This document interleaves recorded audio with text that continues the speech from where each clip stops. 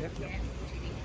All right. I want to make a short statement, and that is that I am guaranteeing Premier Peter Gutwin confidence and supply, so that I cannot be an excuse for an early election.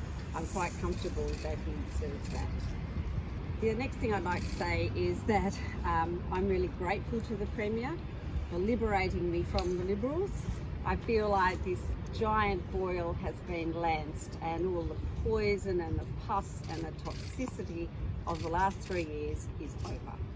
So today I start my new campaign as an independent for Clark. I'm happy that I'm able to go on and fight for all the things I truly believe in, and I am not bogged down by party structure, dogma, groupthink, all the stuff that's so toxic, and I just feel like I'm free. You spoke a bit about toxicity. Can you tell us what's toxic about being in that party?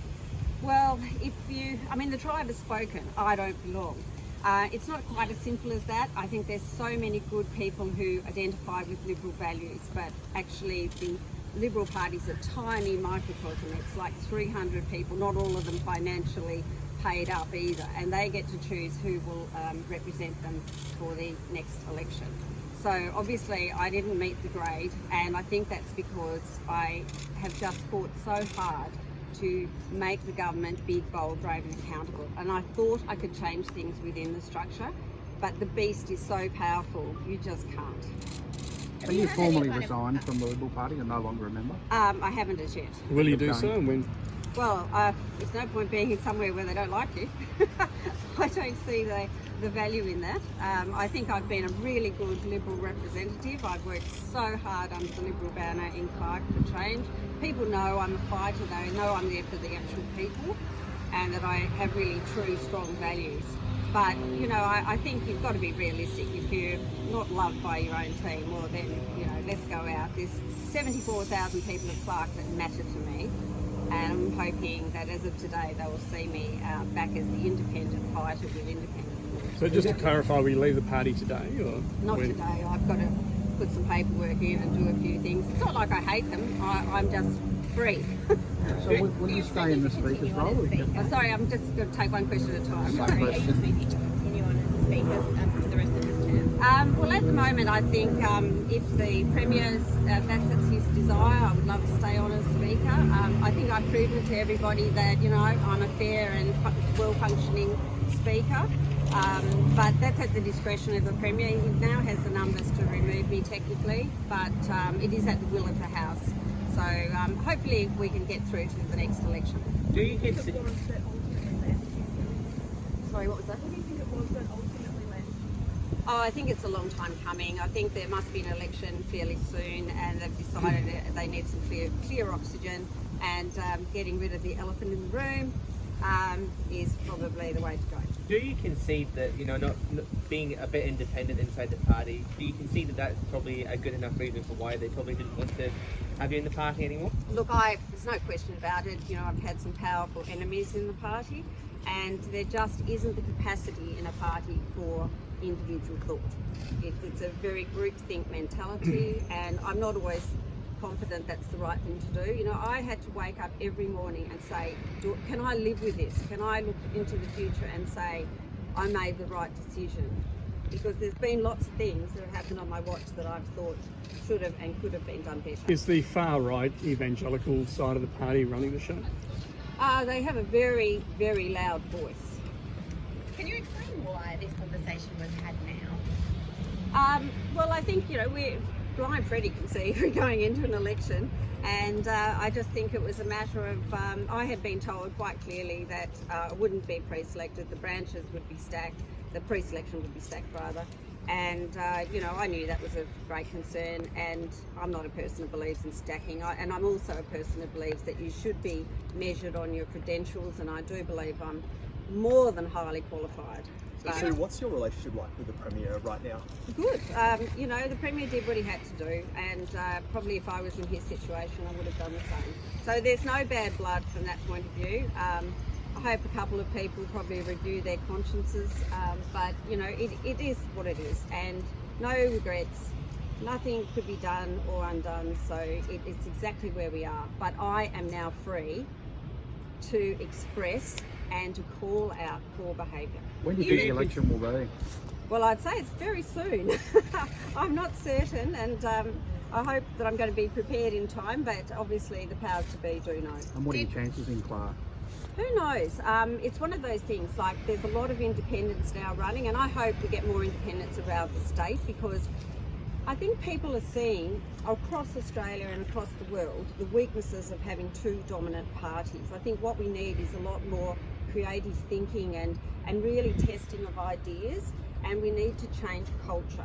So when you look overseas, you'll see a lot of governments work with minority parties or with independents, and I think people of good, solid conviction really struggle in a party environment. It's just too hard to sit there and, I mean, I watch people every day stand up and give a speech on stuff you know they don't agree with and they don't believe it. Someone wrote it for them and they are compelled to say it. It Premier seems that the Gutwin. decision was made to get rid of you at some stage. So when do you think that was made? And importantly, who made it? Well, I don't know who made it. You might have to do a bit more digging, but I'm certainly aware that the stacking of the branch was confirmed a couple of months ago. So I was sort of hoping that common sense would prevail, but as I say, as it's turned out, I actually feel liberated and free, and I can be me. You said yesterday that you didn't think the party could handle a strong woman. What kind of a reflection is that on the other women who are remaining as Liberals? Well, you know, they have to account for themselves just as I do. But, you know, I believe that I proved to the community that I would stand up when I thought something was wrong. I would call it out. And in the early days, as you know, I was quite loud. You know, I would go out and point out. I think I'm probably one of the few Liberals that have actually gone inside some of these social housing areas and really looked at what the problems are. And there hasn't been one agenda to either Premier that has not had housing at the top of the list for discussion. I'm also passionate about getting more nurses, getting people to want to be nurses, to get people connected to jobs, to get youth into jobs, to give people a second chance at education like night school, to improve their outcomes. Mental health is in a crisis state in this state. There isn't anybody here who wouldn't know somebody who's affected very badly by a mental health situation or is not suffering it themselves. So we need more resources to go there too. But are Lisa Archer and Sarah Courtney not strong women? Oh, they're very strong, very strong. Premier Gutwin said that, you know, it's not his decision to pre-select you to parties. Did you give any consideration to just running for pre-selection anyway, just to make a point? Well, I thought I better make the point that I was ready to stand for pre-selection and test the water. As I say, it was kind of like lancing the boil. It's been lanced.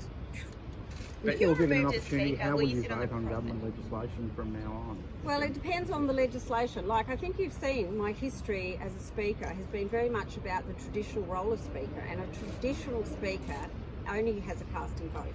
So when it comes down to legislation that you've had all the recommendations, this is wrong, it's not going to work, it's going to have perverse outcomes, then, you know, I have to live with myself, and I had to make decisions that I knew the party would not be happy with, but I had all the facts and figures, and I believed I was doing the right thing. You're a Liberal independent, now you're an independent. Are you less likely to vote in favour of government legislation now where you have the casting vote? Look, it's. I'm not trying to play games with you here. I really just don't know till I see what legislation comes before me. I'd be very surprised if they'd put anything too controversial in front of me. It's on merit now rather than as a Liberal. Yes, it's definitely on merit, and I think now I'm out and I'm free to cover the blues, the reds, the greens, and the in-betweens. Whatever shade you are, I am going to be a crusader for Clark, just as I always have been, but I'll be free to be more vocal. Do you regret running for the Liberals in the first place? Oh, look, it's been a very difficult road. People did say to me at the beginning, you know, how are you ever going to be, you know, put up with being told what to do and stuff like that. And I honestly thought I could make change from within, but it just isn't possible. To what extent do you accept that you've brought this on yourself by, you know, crossing the floor a number of times, criticising the government? Obviously, right from the start when you took the speakership, you crossed the floor in order to do so. You've been a thorn in their side, and surely it's not surprising, and you've got what you deserve. That's probably true. I guess that's what you'd call destiny. I don't have any regrets. I think history will show that Reen Hidding was taking the speakership off Mark Shelton. I then took it off Reen. You'd think I'd murdered somebody. I've suffered for 3 years. I've done my penance, and unfortunately, the good Christian souls in our party just are not capable of forgiveness or recognising that I could be rehabilitated and useful. Have you got, in terms of what's your message for Liberal members that maybe aren't in the Christian side of this party, evangelicals? What's your message to them? Well, let's be very clear. There's probably 50% of the population are Liberal leaning, but the actual party that controls the destiny of people running for Clark is less than, it's about 300 people with 54 last check not paid up. So they're not necessarily representative of the average person out there that would identify as a Liberal with Liberal leanings. That was my question. What do you give as your message to those that maybe are in the party that don't control the destiny but are members and pay up and do all the, all the tasks? What's your message to them? Should they continue the fight on? Oh, look, that's up to them. I mean, there's a certain ideology that goes with whether you're Labor or Liberal or Green, and obviously if you identify with it and you want to be part of the group thing and you're not prepared to challenge things, that's where you belong. You've used the term stacking a couple of times. Are you saying there actually has been stacking, or is it just a case it's categorically going to be stacked. So you usually go in, I felt like the pre-selection was stacked, but common sense prevailed, and this is just a realistic fact of all political parties around the country. It's part of the deal. Sorry. Can you explain why did the Premier initiate that conversation with you yesterday, or did you initiate it? No, I had a conversation with him last week and said that I'd be putting out a press release saying that I would put myself forward for pre-selection. So I guess I was testing the water. He didn't have a problem with that, but then clearly when yesterday he pulled around and obviously the numbers are against me. As I say, I don't belong to that tribe, and it's extremely liberating. In terms of, can you take us through the call? How was it a civil conversation? How did it go down yesterday? Well, I was making him a coffee, and the coffee was sort of just about coming over the top of the coffee cup, and he says, "Oh, by the way, you're not going to be pre-selected." And that's it. So it was, very interesting. But I've never been sacked from anything, and so it's my first time, and I think I've been sacked on merit, and I'm really, really, that I've been a thorn in their side, and I'm hoping that they will do better. Do you Have you think had that contact from the other parties or the independents? I've had lots of people. It's really been quite surprising and comforting too that a lot of people in that parliament took time yesterday to ask, "Are you okay?" And a lot of independents and a lot of people have shown, kindness, wanting to support me running as an independent, etc. But yes, people from all walks of life and particularly from different political parties were concerned. Have you had any contact from any Liberal MPs expressing? One. Who? Which one? I'm going to tell you. The kindest one. In terms of that conversation, is it disappointing that even though this is a decision that's made, that not other Liberals who you've worked with and campaigned with haven't shown you any time? I think it says everything, doesn't it? I mean, like that people you've worked with for 4 years, can't even check on you. That is exactly the nub of the problem. Do you think the Liberals will win the next election? I'm pretty confident they will. And if it was a minority again, would you automatically consider confidence in supply again, or if it's again a hung parliament, will you be shopping the field if you're elected again? No, I think if you've got the balance of power, you can negotiate better outcomes on all legislation, which is really important. But the fact of the matter is, I think somebody has to be in control. So if that was my luxury and I ended up holding the balance of power, I would certainly guarantee confidence and supply to the government who had the majority numbers, the wishes of the people. Just in terms of confidence and supply, can you clarify that? I mean, obviously if there's major corruption found, you'd have to reconsider, wouldn't you? Oh, absolutely, 100%. How would you, can you clarify it, or Well, if I saw something that I believe was corrupt, or rather than something that was incompetent, I would call it out. I'd be out there on the front foot, and I've got a history of that. I did it as a local government. So I'm not afraid of being the one that names it up if it's something that's really not against the will of the people. So it's not unconditional support? It's about good governance. I want the people of Tasmania to be confident that the government has the control, is doing the right thing, etc., etc. So there's still going to be more conversations, but confidence and supply, I think, is important because people don't want to be rushing to unnecessary elections. You're still going to have a critical vote in the parliament. Is that something you can use to further your agenda for Clark? I'm not certain we're going to get a lot of time, so it really depends. As you know, the Parliament doesn't sit that often, which is something I've also had an issue with. But that's the will of the governing bodies, and so I'm just going to take every piece of legislation on its merit. Why are you so sure that there's an election soon? I think, basically journalists are talking about it, the winds through the walls of Parliament are all talking about it. You can see people moving, people are going out to get billboards and things like that. So I don't think this would have been moved on me so quickly if there wasn't an election in the air. In terms of, obviously you feel that the boil's been lanced, you're free, but you did run for a party the first time around. Is it not a little bit hypocritical saying the boil's been freed when you did get into Parliament with a party? Well, I thought it was the right thing to do. I thought, I have Liberal values, and I thought I could contribute to government in a really meaningful way. But you get in there and you find that there are forces that work against you, and there's nothing you can do. I mean, all parties have a centre of perhaps jealousy and control and ego and all of these things, and that's what you're dealing with. So was that a long learning period, that sort of many years, or Yes. was there one particular incident that stood out where you were like, oh, this is Oh, there were quite a few, but I've tried to make the best of it. I've tried to be the best I could be. I've tried not to wallow in the misery, and I've always tried to make every day count.